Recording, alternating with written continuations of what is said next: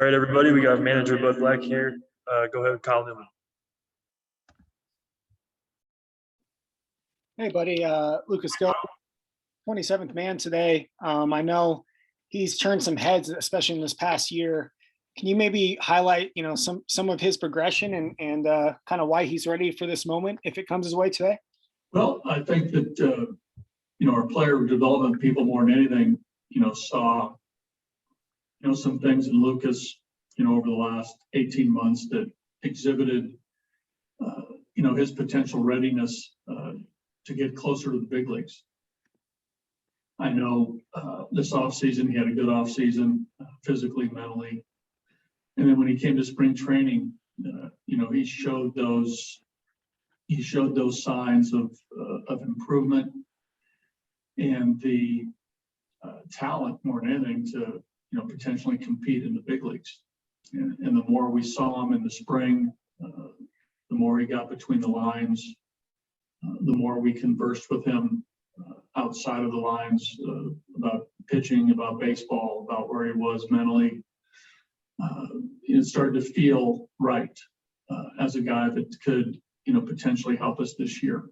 So, like his stuff, like the fastball, like the breaking ball, like the life to his pitches, like where he is, in his, overall mental wherewithal to be able to handle this.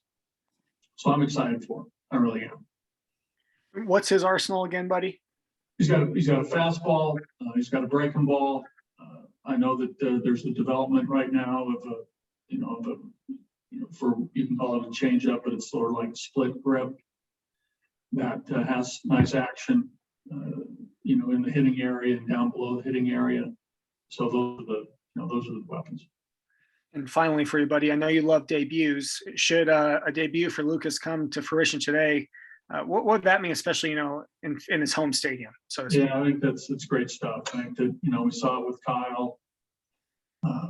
Anytime you make your debut for in your home state, your favorite team that you grew up rooting for, it's special stuff. And I hope it's a successful one. If it happens today, there's no better feeling than that, right? With all the family, friends, I'm sure, who will be watching, and I'm sure some are attending today's game via the comp ticks list. So it's a great day for Lucas and his family and friends. Thanks, buddy. And we'll go to Drew Creasman. Go ahead, Drew. Hi, buddy. I wanted to talk to you about the offense and the quality of pitching you've been facing lately. I know you don't set the schedule or anything, but a lot of Cy Young contenders and former Cy Young winners right out of the gate for a young and maybe inexperienced offense. Would you rather them go right into the fire like that, or is there, man, maybe getting their feet underneath them? Well, I mean, it's the schedule. The schedule is what it is. But you're right. I mean, it's baptism under fire right away for these fellas, and especially not facing a lot of our at bats came against Bauer, and very minimal at bats against him as Rockies. But Kershaw, Buehler, Bauer, Cueto, these are good pitchers. These are big league pitchers, but there's no beating around the bush. I mean, we got to play the entire schedule, and we're going to face good pitchers. We're facing one today, arguably the best in the game. But our guys, Drew, it's it's education, right? You said it. I mean, it's experience right away. I mean, this is what the big leagues are. And when we talk to a lot of our guys with lesser service time, with the exception of Charlie Blackman, Trevor Story, CJ Crone, who has experience, those three guys, have over 2,000 at bats, and everybody else has less than 1,000 at the big leagues, and some guys have less than 400, and that's not a lot. So they're getting an education right away. but they'll be the first to tell you that you know they want to produce. They want to prove that they're big leaguers. They want to perform. They want to prove they belong. You know, and they're getting the opportunity, like we've talked about. So the Hilliards, the Tapias, the Hampsons, Fuentes, Nunez, Diaz, you know, down the line of our group, they're getting their chances.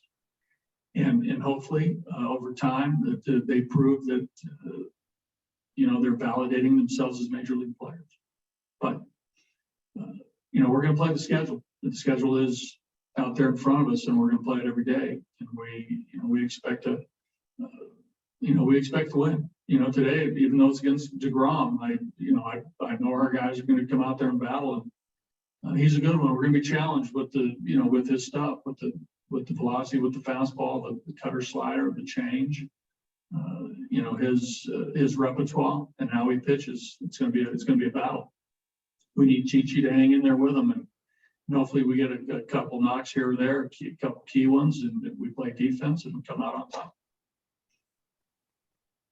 Appreciate that. My other one for you today is about Trevor Story, and as you would say, probably a better question for him, but still, according to the StatCast data, if he played all his games in Angel Stadium right now, he'd have 7 home runs. He's got none. Now we know he's hitting the ball well. He knows he's hitting the ball well. How are you seeing him respond though to the fact that it's just, is he sticking with the approach? Is he staying steady and true to what he's doing? Because I imagine that's got to be frustrating. Well, it's hard. I mean, every player wants to produce, and I think there's a natural inclination for a player like Trevor, a player like Charlie, to feel as though they have to do more, right? Based on, you know, their experience, where they hit in the lineup, you know, their cachet. And that's a tough one, man. You've got to be yourself and just play your game. You know, players will have a tendency to expand the zone, you know, be overly aggressive, trying to help, you know, trying to produce, and that's a bad trap to fall into. So he's got to continue to have good at bats. I think the last couple of days in LA, you know, you saw him expand the zone a little bit. He got the one base hit to right with bases loaded the other night. That was you know, well struck, good plan, well executed swing on a pitch. You know, that type of thinking has to come into play, and he can't think, you know, too broadly about trying to, you know, carry the team. And that's hard, because he cares about the team, cares about his teammates. But overall, I think with the big picture with Trev is that, you know, he's gonna hit his homers, he's gonna knock in runs, he's gonna steal bases.